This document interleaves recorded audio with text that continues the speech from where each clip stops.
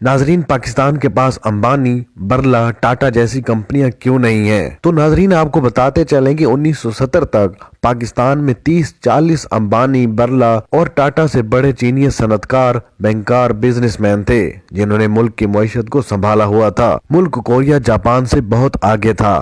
Middle asset کے ممالک کسی گنتی میں نہیں تھے۔ ان صنعتکاروں، بینکاروں کو 22 خاندان کا نام دے کر ٹارگٹ کیا گیا۔ تو سوال یہ پیدا ہوتا ہے کہ یہ صنعتکار اور بینکار خاندان اب کہاں اور کس حالت میں ہیں؟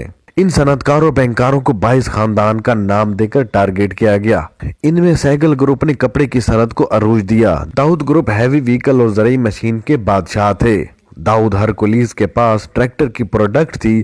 ہارون خاندان چھوٹی مصنوعات، اصفہانی خاندان اور سیلٹ کے چائے کے باغات کے مالک تھے۔ ملک کی پہلی ایئر لائن قائم کی جو آج کی سب ایئر لائنوں سے بہتر تھی۔ حبیب گروپ بینکنگ کے کنگ تھے۔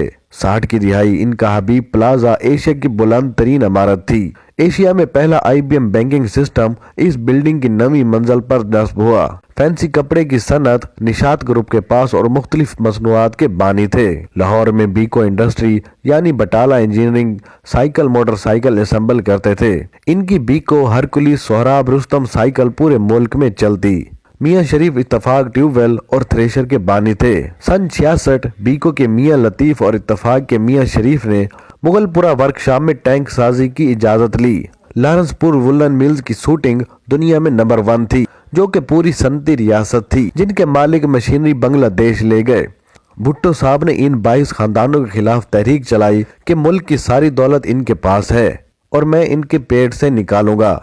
ہم عوام ان کے خون کے پیاسے ہوا کرتے تھے۔ ہم نے ان محسن خاندانوں کے خلاف خونی تحریک چلائی۔ بھٹو صاحب خود بھی فیوڈل تھے اور فیوڈلز یعنی بڑے زمینداروں نے پاور میں آ کر سب صنعتکاروں کی املاک بلا معاوضہ قومی ملکیت میں لے لی، جس کو نیشنلائزیشن کے نام سے یاد کیا جاتا ہے۔ لاہور کی بیکو اب پیکو بن کر تباہ ہوئی۔ سب جینیس خاندان تباہ و برباد ہوئے۔ بیکو کے میاں لطیف جرمنی چلے گئے، قسم پرسی کی حالت میں فوت ہوئے۔ اتفاق کے میاں شریف ملک چھوڑ کر گلف سٹیل ملز کے نام سے مڈل ایسٹ میں فیکٹری لگا کر بیٹھ گئے۔ اصفہانی کنگال ہو گئے اور یہ سیلٹ کے چائے کے باغات بنگلہ دیش لے گئے۔ ایئر لائن PIA بن کر تباہ ہوئی۔ حبیب گروپ سے حبیب بینک چھین لیا گیا۔ سہگل گروپ نے کوہ نور جیسی بزنس امپلائزز پلاٹ بنا کر نیلام کر دی۔ کوہ نور پوٹوہار کی ماں کہلاتی تھی، جو کہ تباہ ہو گئی۔ مشرقی پاکستان میں جنرل ایوب خان کے دور کے میمن سنگھ اور نارائن گنج بہت بڑے انڈسٹریل زون بنگلہ دیش کے کام آئے۔ کراچی سائٹ انڈسٹریل اسٹیٹ جہاں گندھارا والے ہینو ٹرک بناتے تھے۔ شاہنواز لمیٹڈ شیورلیٹ اور مرسڈیز اسمبل کرتے تھے۔ سب کچھ نیشنلائز کر کے تباہ کر دیا گیا۔ ان خاندانوں میں سے اصفہانی کی بیٹی حسین حقانی کی اہلیہ امریکہ چلی گئی۔ بعد میں جنرل ضیاء نے صنعتکاروں کو ڈھونڈنا شروع کر دیا۔ ہارون خاندان کے محمود ہارون کو گورنر سندھ بنایا۔ شریف خاندان کو جنرل ضیاء الحق باہر سے لے کر آئے اور پھر اسی شریف خاندان کے نواز شریف نے ملک کو ترقی کی اس راہ پر ڈالا کہ آج کا ملک جو کچھ نظر آتا ہے اسی نواز شریف کے ویژن اور کاموں کی بدولت ہے، ورنہ بھٹو کی بیٹی تو موٹر وے بھی ختم کرنا چاہتی تھی۔ اور اسی ارب پتی شریف خاندان کو چور چور سننے کے لیے کبھی اندر، کبھی باہر، کبھی جیل، کبھی ضلع وطنی، کبھی 2 فلیٹ کہاں سے آئے، کبھی پاکستان کی دولت واپس لاؤ۔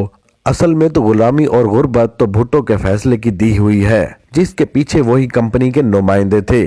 عوام کو بے روزگار کیا۔ فیوڈلز، وڈیرے، چودھری، مخدوم، لغاری، جتوئی، ٹیوانے سب زمیندار اسمبلیوں میں پہنچ گئے اور الیکٹیبلز بن گئے اور صنعتکاروں کو دبا کر کے لوگوں کو ان وڈیروں کا اور ملک کو IMF کا غلام بنا دیا گیا۔